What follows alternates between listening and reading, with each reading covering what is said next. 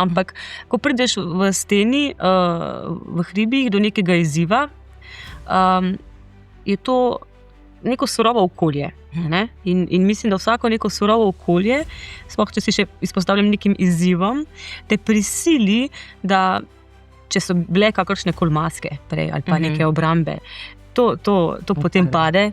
Niti ne bi rekel, da je tam karkoli padlo. Mislim, da jih sploh nismo imeli zares, ampak enostavno to surovo okolje te malo prisili k temu, da si tam ti res ti.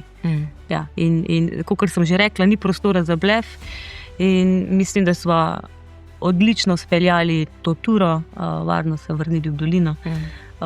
In to, mislim, da nama je dala, ne vem, vsaj meni je dala veliko zamisliti ta tura. Da znamo sodelovati, da se znamo dopolnjevati, da znava ohraniti neko mirnost v situaciji, ki nama je izziv.